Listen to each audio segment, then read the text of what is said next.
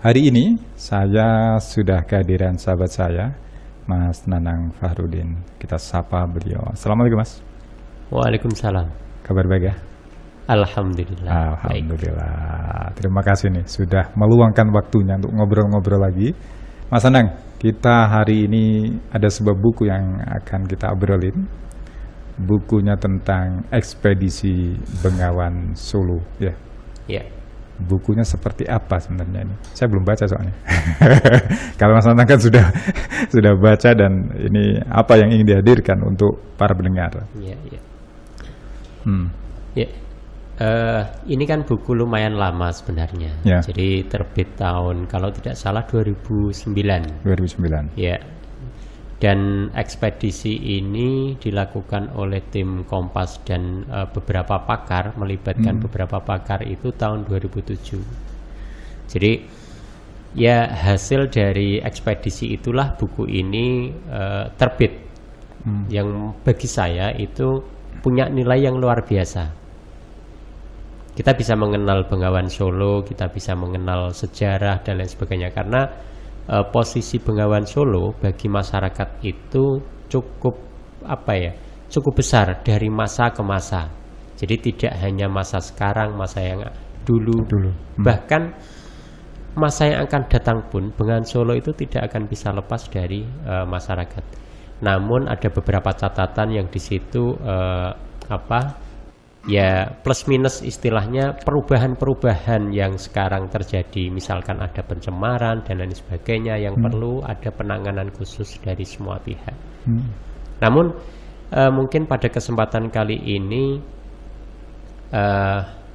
saya ingin istilahnya lebih fokus pada hal-hal yang Bengawan Solo tapi yang ada di Bojonegoro. Jadi mungkin nanti ada pendengar atau siapapun yang ingin berbagi, monggo. Kalau saya kan tentu terbatas pengetahuan atau tidak pernah menyusuri Bengawan Solo dari misalkan dari Margomulyo sampai ke Borno misalkan, tentu belum pernah.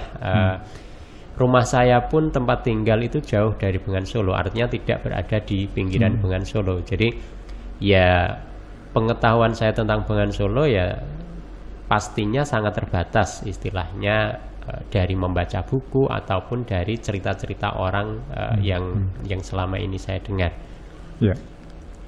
Dan kalau bicara tentang ekspedisi, artinya ini kan perjalanan yang dilakukan untuk melihat langsung bagaimana sih kehidupan di sekitaran bantaran Bengawan Solo gitu ini seperti itu. Dan artinya buku ini banyak dihadirkan beberapa catatan terkait dengan budaya dan juga gaya hidup mereka yang tinggal di situ mungkin ya. Iya. Atau mungkin dari buku ini Mas, yang diawali dari mana dulu nih kira-kira yang perlu diobrolin di Bojonegoro ini? Jadi kalau tim ekspedisi yang di Kompas itu kan dia dari hulu di Wonogiri, lalu menyusuri terus menerus sampai pada titik terakhir yaitu di Gresik, di ujung Pangkah. Namun mungkin gini, kita perlu flashback ke belakang. Jadi Bengawan Solo itu mungkin ini tidak banyak yang tahu ya, artinya saya pun ya baru-baru ini saja. Dulu itu kan sejarahnya kalau Bengawan Solo itu namanya Bengawan Beton. Bengawan Beton. Ya, maksudnya yang di hulu sana itu ada namanya satu Bengawan, dinamakan Bengawan Beton. Jadi Bengawan itu lebih dikenal waktu dulu. Karena ada bangunan beton atau bagaimana kira-kira? Kurang tahu. Tapi jadi yang pasti lebih dikenalnya nama Bengawan Solo itu nama awalnya Bengawan Beton. Kenapa menjadi berubah ke Bengawan Solo? Karena di hulu sana itu ada satu kayak dermaga dan itu di kawasan Solo. Waktu itu Solo itu maksudnya yang di dermaga itu ada namanya maksudnya di kayak mungkin kepala desa.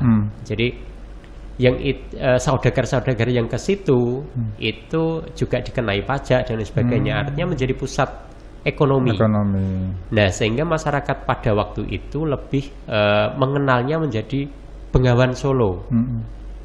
Yang selanjutnya sampai sekarang ya dikenal sebagai Bengawan Solo. Jadi Bengawan yang punya panjang lebih dari 500 km.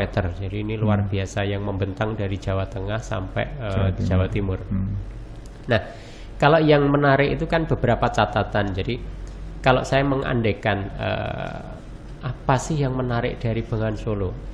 Kalau dari Bojonegoro itu, kalau di catatan di buku itu, misalkan gini, karena Bengawan Solo itu menjadi pusat kehidupan manusia dari zaman prasejarah, artinya zaman dahulu kala sampai sekarang. Sehingga sepanjang Bengawan Solo itu banyak ditemukan entah mulai fosil, entah itu peninggalan-peninggalan. Nah, yang tercatat di situ misalkan begini, salah satu yang ada kubur Kalang misalkan, yang ada di Kawengan. Kawengan itu di situ tertulis kalau sekarang kan masuk di Kecamatan Kedewan. Jaraknya kalau dari Bengawan Solo itu sekitar 10 km. Jadi di situ kubur Kalang itu menjadi bukti bahwa masyarakat pada waktu itu memang hidup di sekitar bantaran Sungai Bengawan Solo. Entah itu untuk air minum, entah itu untuk artinya air ini kan menjadi sesuatu yang menjadi kebutuhan dasar.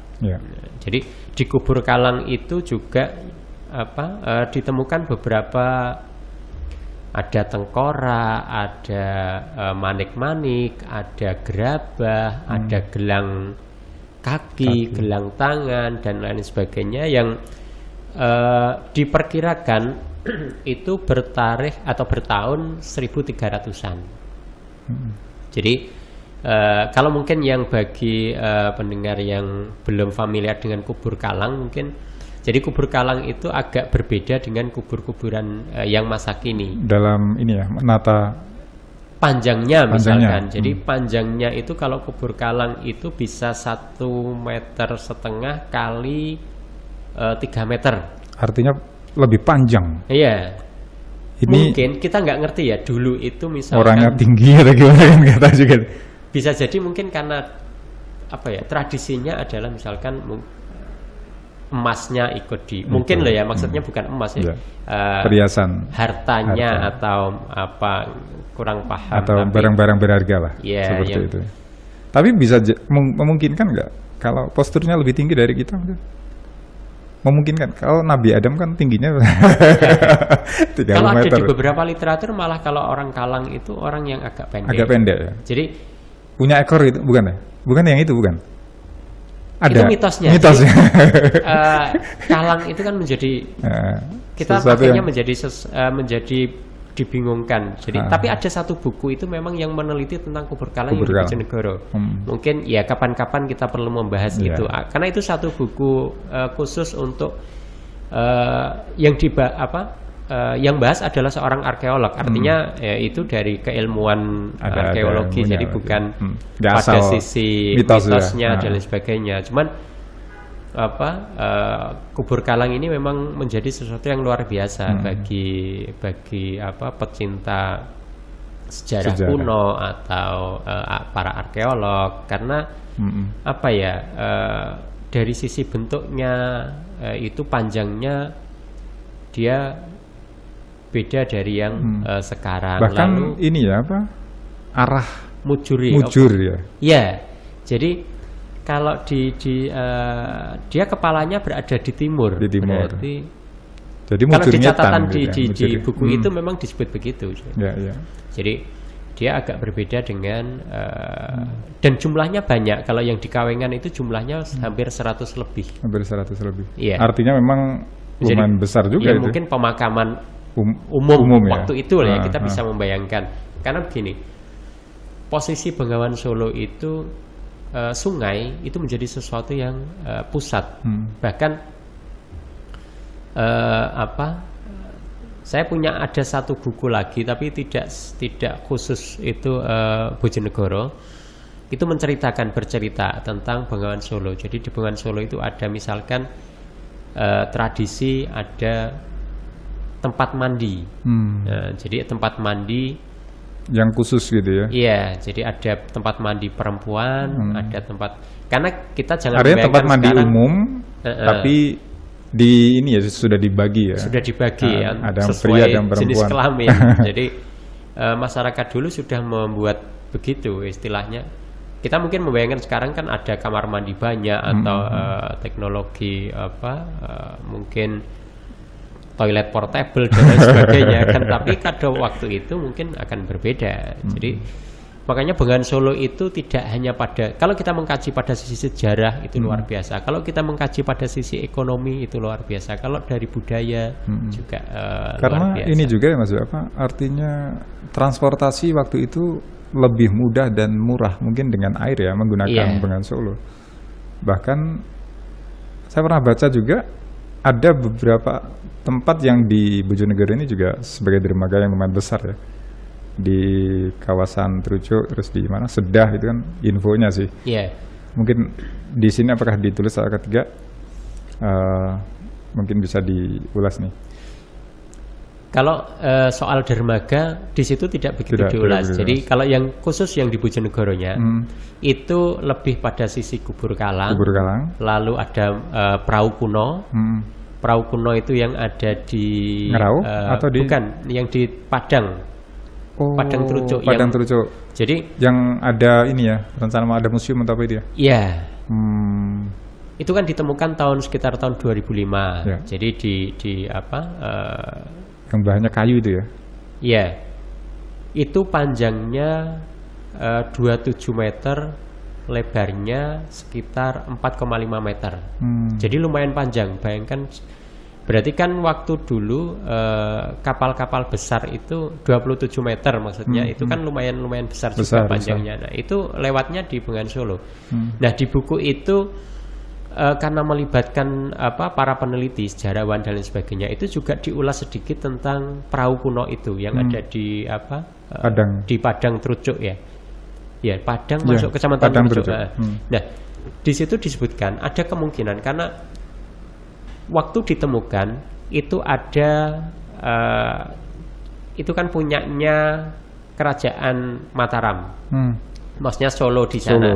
Jadi Solo Jogja. Nah, pada waktu itu Mataram itu mencoba atau sedang ada, kalau di situ dinamakan Mataramisasi, artinya ada pelebaran kekuasaan. Nah, yang di Padang Trucuk itu perahu itu hubungannya dengan Madura. Jadi ada beberapa kemungkinan, misalkan perluasan ke Madura atau ada kerjasama atau ekonomi, kerjasama perdagangan. Karena kalau yang di situ disebutkan perahunya itu, mungkin kalau saya sih awam ya, maksudnya awam jenis-jenis perahu dan lain sebagainya. Nah, perahunya itu jenisnya jenggolan. Kalau di buku itu disebutkan, tapi perahu itu ada kemungkinan itu multifungsi. Jadi perahu itu bisa menjadi perahu yang untuk berperang, jadi mungkin untuk membawa bahan dan lain sebagainya, atau memang untuk perniagaan. Nah, kenapa di situ ada hubungannya dengan Madura? Karena dulu itu memang semua perniagaan atau apa dengan entah itu Gresik sampai Madura itu menggunakan perahu. Hubungannya dengan Madura itu karena beberapa cat atau yang itu khasnya adalah misalkan warna-warna jreng gitu, terus ukiran atau apa itu motif ya. Itu ada hubungannya dengan Madura. Itu yang diteliti, maksudnya yang diliti oleh sejarawan ya, sebagaimana yang diungkap di buku itu. Makanya wah, ini menarik banget ya.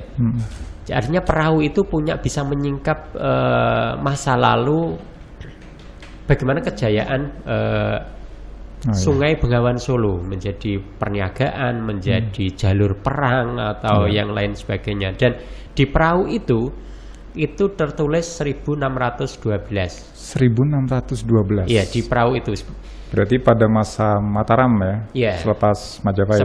Selepas Majapahit. Iya. Nah, kalau saya coba Google nih akhirnya perahu Jenggolan seperti apa, dan ternyata memang ada rumahan gitu ya Mas, ada untuk apa ya, berlindung, ada kayak ini sih. Tapi tidak ada layar ya? Nggak ada layar. Karena di situ juga disebut tidak ada layar. Artinya pertanyaannya, kalau nggak ada layar, ini menggunakan tangan atau apa? Kalau dari Solo ke Gresik sih enteng-enteng aja, ngintir gitu ya. Tapi kalau dari arah sebaliknya, ini saya mikir ini. Dahulu ya. Iya, apakah ada mesin? Nggak mungkin kalau mesin. Tahun 1600, tapi bisa jadi, ataukah mungkin seperti apa? Nah itu tidak, karena di situ kan tidak fokus pada sisi perahu ya. Jadi betul. yang di buku Ekspedisi Kompas ini lebih pada sisi apa saja yang ditemui oleh tim Kompas, tim ekspedisi itu sepanjang perjalanan dari hulu ke hilir.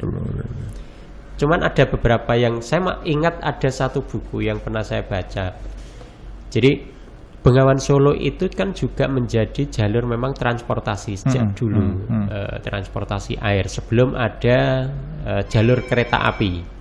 Nah, dulu Raja Solo atau dari Mangkunegaran dan ketika di Solo itu ada tradisi ketika banjir, itu nek neng kene iki menyalakan obor di sepanjang jalan, bukan di sepanjang jalan, maaf.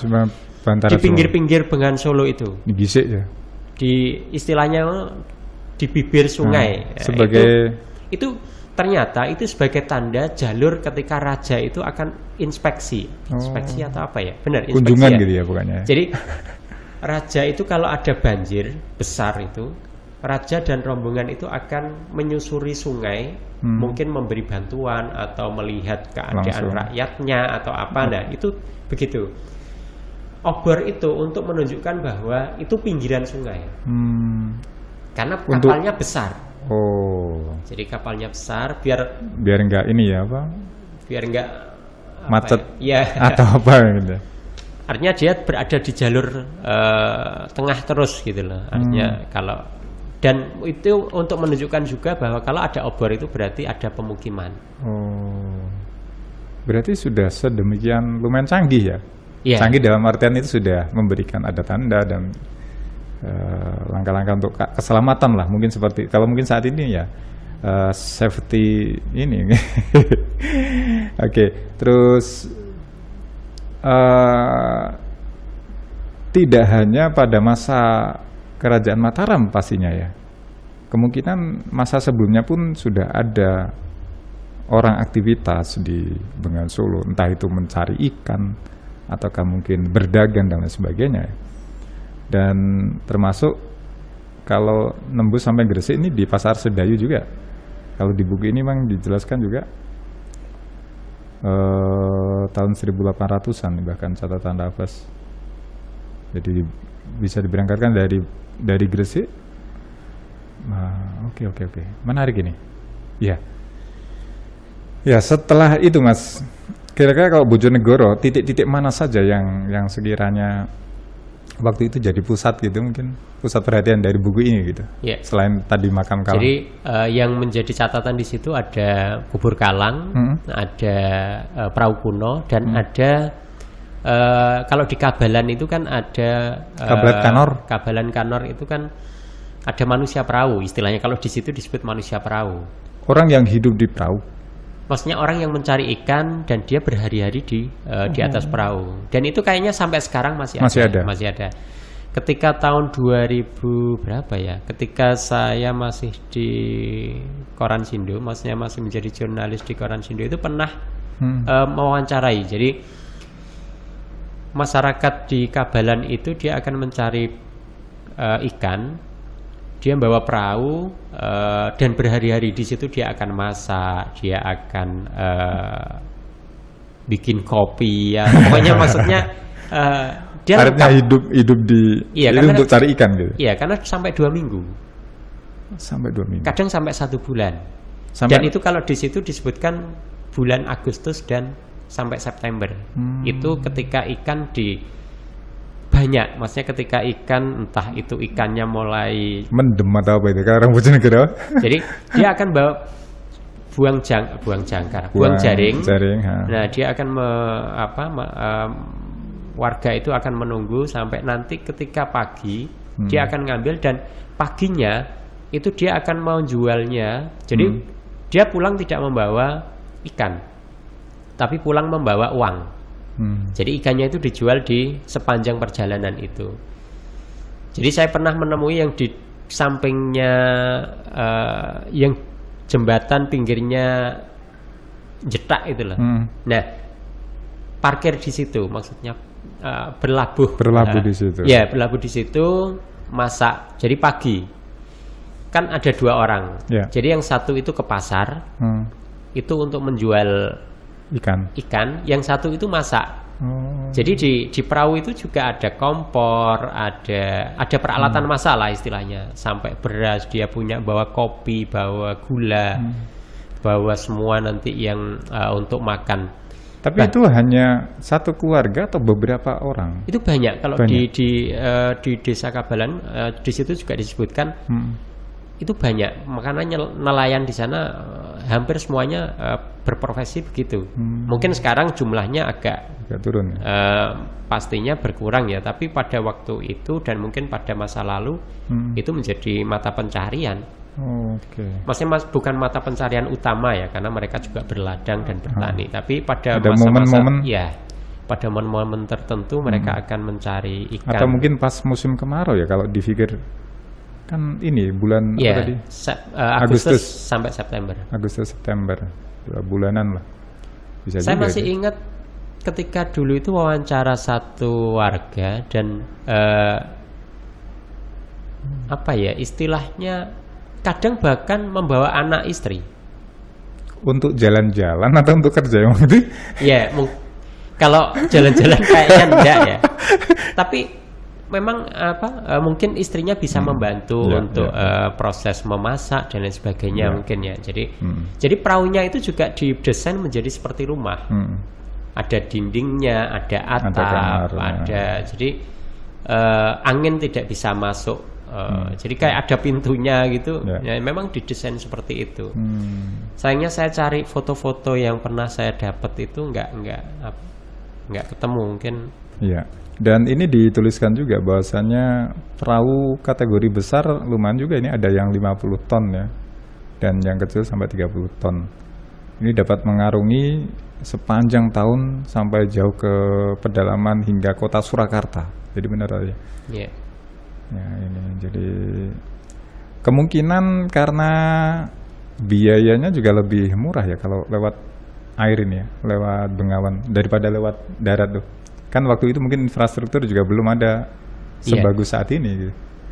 Kalau dari beberapa catatan itu begini, jadi dulu itu sungai itu menjadi jalur utama untuk perniagaan dan lain sebagainya. Nah, sungai itu mulai ditinggalkan untuk perniagaan itu ketika ada, kalau dulu namanya kan kereta besi, maksudnya loko, kereta api. Ya. Jadi jalur Cepu sampai Surabaya. Saya punya satu clipping koran itu yang kalau di sini malah yang besar itu di Ngulanan. Jadi Ngulanan itu ada dermaga, tapi itu bukan tahun 1800-an ya. Itu baru mungkin tahun 50-an, tahun 1950 sampai 60 itu. Nah, di situ itu ada dermaga. Yang dibuat tentunya oleh Belanda waktu itu ataukah? Iya, karena di situ sudah agak lumayan besar, berarti kan sudah lama. Nah, itulah dermaga itu yang untuk kayu jati. Jadi kayu jati Bojonegoro itu kalau atau hasil diekspor bumi gitu ya, diekspor atau dikirim, tapi kan ke Surabaya dulu. Nah, dikirim ke Surabaya itu ya lewat Bengawan Solo. Tapi ketika kereta api itu sudah mulai ada, jadi itu mulai ditinggalkan. Artinya kalau dulu mungkin kereta apinya masih sedikit, istilahnya masih proses kan. Meskipun kereta api sebenarnya mulai tahun 1800-an sudah ada. Ya, tapi cuma tidak mungkin untuk industri yang mungkin massal. Jadi ketika semakin canggih itu jalur-jalur itu akhirnya yang sungai ini menjadi agak berkurang ya. Dan akhirnya pada sekarang kan ditinggalkan ketika misalkan jalur darat pun sudah Dan diperbaiki. bisa jadi karena ini ya resikonya juga terlalu besar tuh kalau di sungai Bengawan Solo, bisa juga karena tenggelam dan lain sebagainya. Yeah. Termasuk kita kalau ngobrolin kayu tadi, kita ketahui di alun-alun itu kan juga ada kayu ini ya, balok ya. Nah, tapi kalau resiko kayaknya kalau apa? Semuanya sih ada risiko. Kalau darat juga ada kecelakaan gitu ya. Artinya ini menarik ya. Jadi memang harusnya kita baca nih ekspedisi Bengawan Solo. Yang di sini sebenarnya juga banyak ditulis tentang hal-hal yang mengancam, termasuk sedimen dan sebagainya. Tapi satu sisi memang juga ada hal-hal yang baik. Kita memang ingin hadirkan sesuatu yang baik ya untuk Anda semuanya. Nah, Anda bisa gabungan mitra, mungkin tadi sempat ada yang telepon, monggo di 0353880999, mungkin mau ngobrol atau mungkin pengalaman Anda pernah baca buku tentang Bengawan Solo, boleh ya. Tapi yang pasti hari ini kita hadirkan tentang Bengawan Solo, dan di Bengawan Solo ini ditemukan banyak hal ya Mas, termasuk perhiasan-perhiasan. Iya. Karena saya pernah baca di mana ya, daerah barat, entah Padangan atau mana, ketika musim kemarau itu banyak sekali yang mencari emas-emas. Apakah bisa jadi itu karena peninggalan, atau mungkin ada waktu itu kapal yang membawa barang yang tenggelam? Hanya banyak cerita, banyak kemungkinan, dan itu sangat logis karena Bengawan Solo kan usianya, maksudnya dia kan sungai purba istilahnya, ada itu sejak jauh. Masa prasejarah, dan mungkin banyak fosil-fosil juga yang di situ ditemukan kan, artinya dia melampaui banyak zaman. Jadi ya, dan semua orang kan bagaimanapun mendekat ke sungai, ke tempat yang memang mempunyai potensi. Iya. Termasuk sampai sekarang ini yang pasir ini kan masih. Iya. Jadi kalau orang yang hidup dan mengkais rezeki dari Bengawan Solo itu. Iya. Termasuk misalkan yang kayak Rendeng di Malo itu kan memanfaatkan juga batu bata. Itu kan berkah dari Bengawan Solo. Termasuk di ini Kalitidu dan bahkan Ledok mungkin ya. Itu kan ada pembuatan batu bata, genteng dan lain sebagainya, bahkan gerabah. Ini juga menarik karena memang kalau musim-musim seperti ini ya mungkin ya, ketika buat genteng ini kan agak turun. Nggak tahu sekarang turun apa enggak harinya. Dan sinar matahari kan cukup panas ya, untuk pengeringan. Oke, baik. Ya, selain itu Mas, ada lagi tentang? Jadi gini, mungkin kita perlu bukan kampanye atau istilahnya, kita perlu merefresh atau menyadari bahwa posisi Bengawan Solo itu menjadi penting bagi kehidupan sampai kapanpun. Nah, itu menjadi poin penting sebenarnya dari ekspedisi ini. Kalau saya sederhanakan itu mungkin gini, ketika kita merawat Sungai Bengawan Solo, itu sebenarnya merawat kehidupan di masa depan. Jadi kalau di situ kan banyak PR. Bagaimana dulu Sungai Bengawan Solo itu begitu jernih. Mungkin mbah-mbah kita yang sekarang masih hidup atau itu pasti punya cerita bahwa kalau Bengawan Solo dulu itu begini.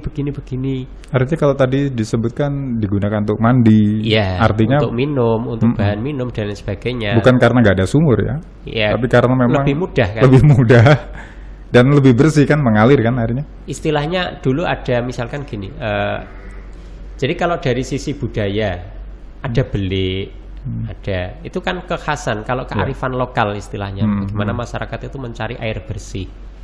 Makanya ini menjadi PR ketika Bengawan Solo. Kalau di situ beberapa penelitian yang dilakukan oleh Direktorat Pengelolaan Bengawan Solo tahun 2007 itu diperoleh hasil dari hulu sampai hilir itu sudah tercemar zat kimia. Artinya kualitas air di Bengawan Solo itu dari Wonogiri sana sampai di Gresik itu tidak ada yang tidak tercemar unsur kimia.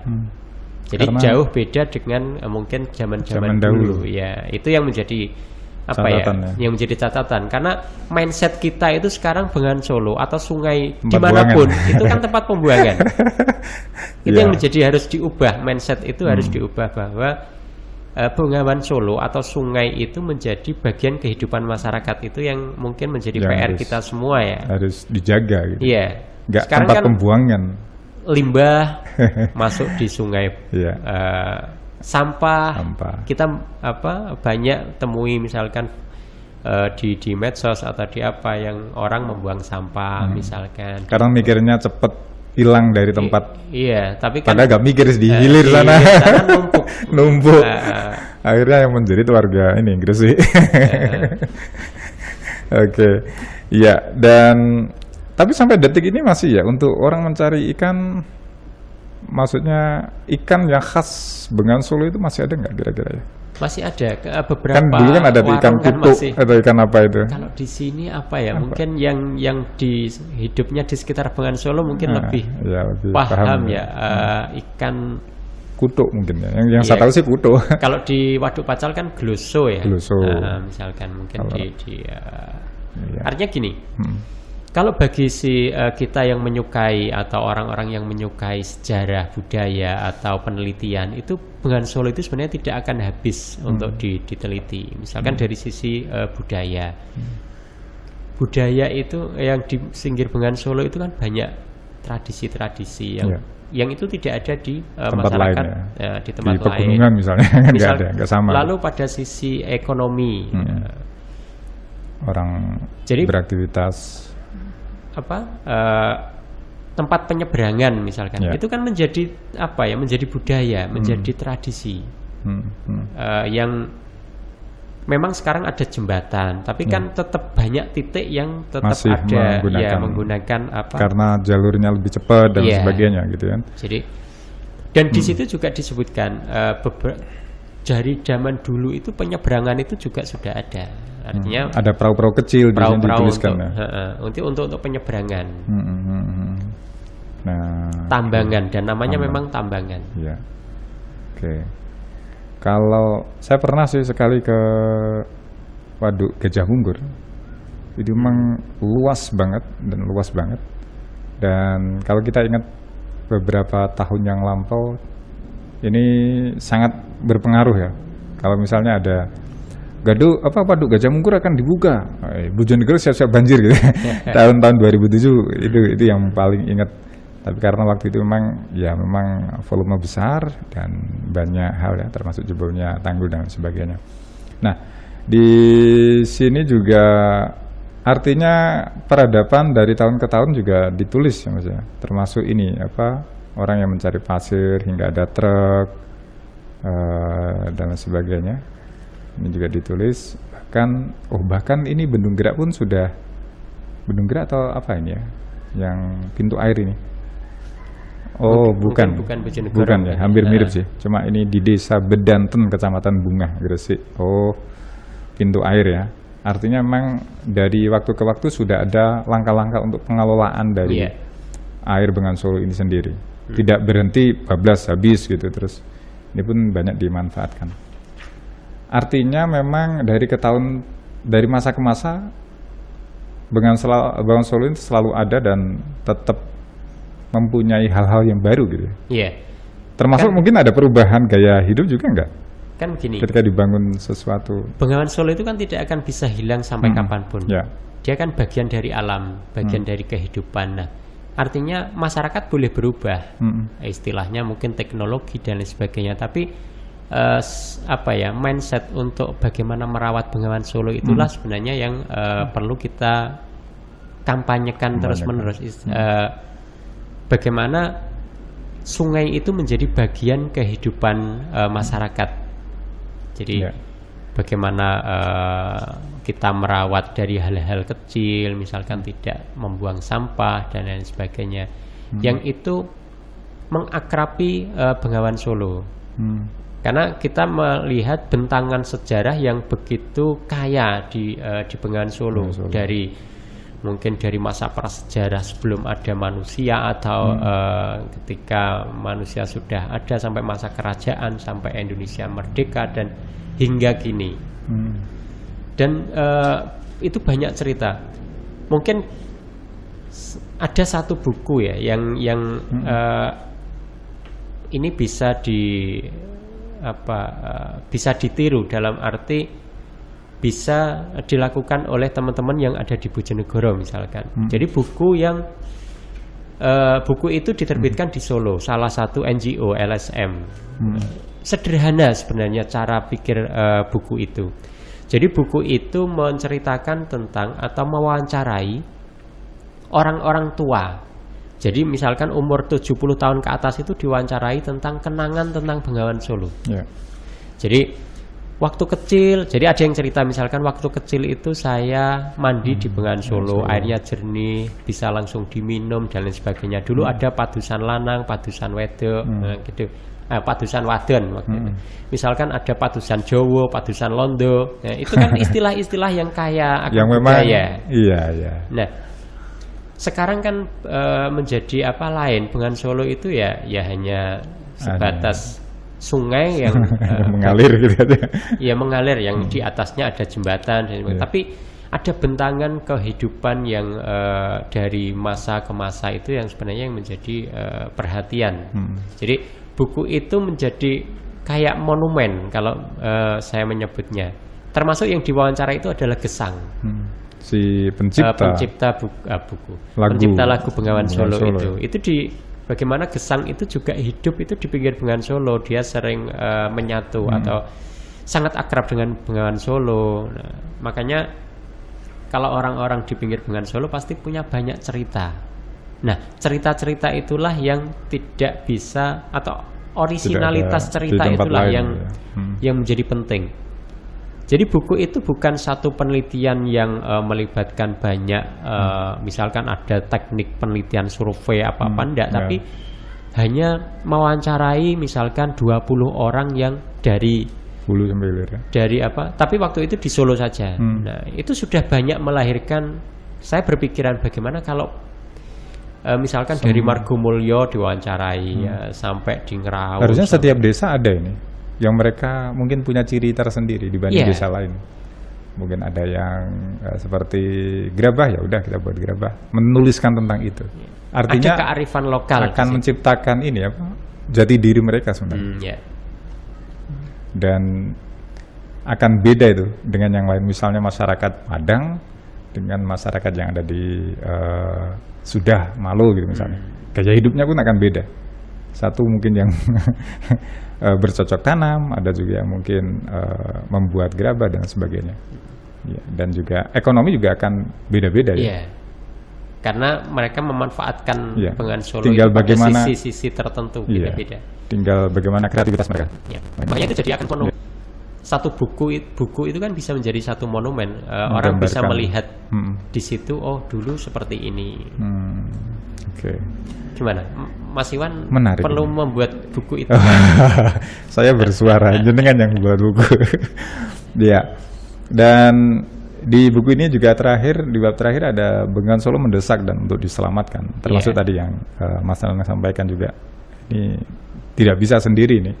Tapi setidaknya buku ini mengingatkan bahwasanya banyak kehidupan di Bengawan Solo sebenarnya. Banyak masyarakat yang mengais rezeki, banyak yang mereka menggantungkan hidup di sana. Dan langkah terakhir ya menyelamatkan. Walaupun memang dibiarin pun tetap akan ada. Dan ini pun banyak sekali data-data sebenarnya terkait dengan jumlah per orang, sampel dan sebagainya, fauna. Jadi kehidupan di sana, ikan-ikan apa aja, ada sebenarnya Mas. Ya. Lengkap. Nah, ini kapan-kapan kita harus jual buku ini. Iya. Perlu bikin ekspedisi dari khusus untuk Bojonegoro aja. Khusus untuk Bojonegoro. Saya dengar kemarin juga ada event, tapi kurang tahu detailnya di Ngerau atau di mana. Menarik ya. Untuk. Ya. Kayak misalkan dulu itu kan ada lomba, kalau saya masih ingat itu kayak lomba perahu hias di Bengawan Solo, lomba balap perahu. Itu kan event-event yang luar biasa untuk menjadikan Bengawan Solo menjadi satu yang bagian terdekat dalam kehidupan kita sehari-hari. Oke.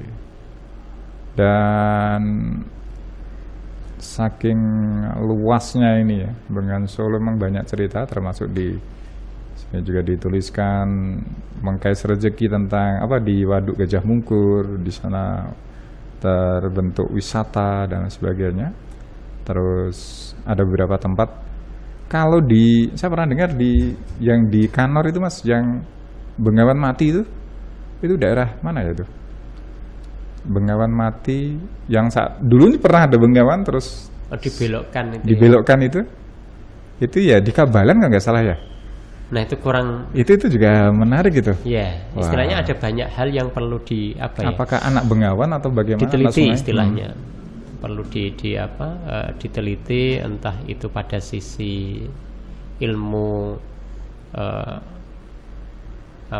ilmu buminya, ilmu alamnya, atau kenapa misalkan sampai pada ada sisi perubahan.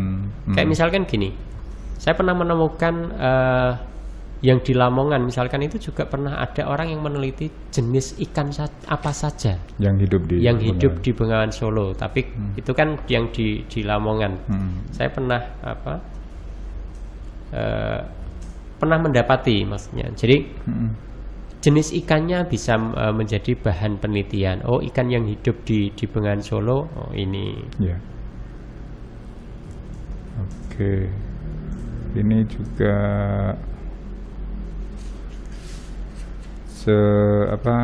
ada catatan juga terkait dengan sedimentasi waduk ancam persediaan air ya yang ada di Waduk Wonogiri. Iya. Ya, ini kalau di situ itu juga ada catatan yang paling belakang itu ada tahun berapa saja banjir Bengawan Solo. Jadi mulai tahun 19 berapa gitu misalkan. Yang kemarin yang paling besar kan 2007. Nah itu juga tercatat di situ. Iya. Oke. Kalau misalkan pengen nulis yang tentang, misalkan kita mau nulis tentang mitos-mitosnya, itu pun akan jadi satu hal tersendiri. Jadi apa ya? Kalau saya melihat ini Bengawan Solo bisa menjadi satu tema yang itu tidak akan pernah habis. Misalkan untuk diteliti, untuk menjadi inspirasi menulis, untuk mencari inspirasi lagu, untuk menjadi apapun. Karena Bengawan Solo sebenarnya menjadi bagian yang tidak bisa lepas dari kehidupan masyarakat, entah itu dari Wonogiri, dari hulu sampai di hilirnya misalkan di Gresik. Apalagi kalau di Bojonegoro ini kan ada sekitar berapa kecamatan ya, hampir semua kecamatan itu kan terlewati oleh Bengawan Solo. Jadi 15 kecamatan atau apa yang itu kan bisa menjadi kalau tiap tahun itu dilaporkan belasan kecamatan itu menjadi langganan banjir misalkan, itu kan artinya hampir semua wilayah atau bukan hampir semua ya, istilahnya 50% lebih 50%. Itu adalah dilewati oleh Bengawan Solo. Nah artinya posisi Bengawan Solo ini tidak bisa dihindari, maksudnya enggak ditinggalkan, jangan ditinggalkan.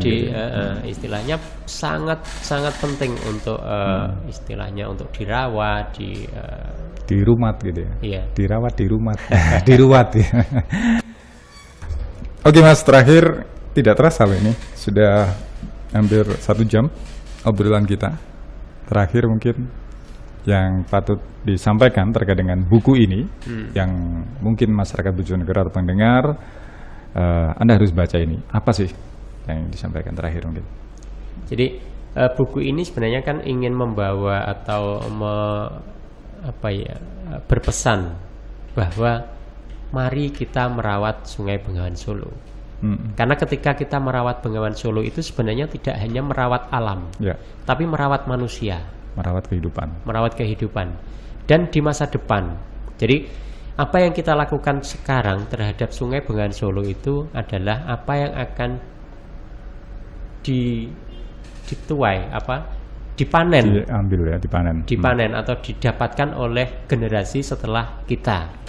Makanya di sini di buku ini juga disebutkan misalkan bentangan sejarah dan bagaimana sejarah Bengawan Solo itu dari misalkan plus minusnya, artinya sisi-sisi yang tidak memberi manfaat kepada manusia. Juga sisi-sisi yang memberi misalkan banjir dan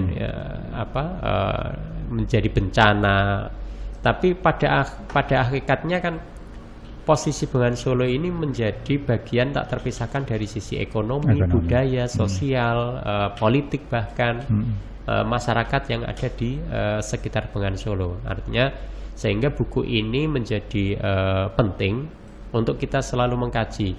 Dan siapa tahu mungkin kalau saya pribadi itu mendorong misalkan penulis-penulis yang di Bojonegoro atau lembaga-lembaga yang peduli Bengawan Solo untuk bagaimana selalu mengkampanyekan untuk merawat.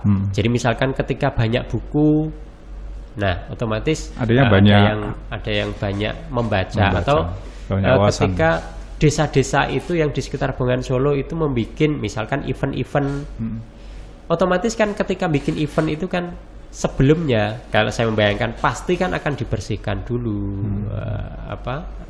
lokasi, biar orang secara tidak langsung ya. Pada sisi lain nanti itu akan tumbuh menjadi ekonomi karena ada orang minimal misalkan bakul pentol kan itu event. Misalkan event tahunan terus seperti yang di Banjarsari atau yang kalau tidak salah itu menjadi balapan, itu rame banget. Ya, dulu balap trail ya. Enggak, maksudnya balap perahu.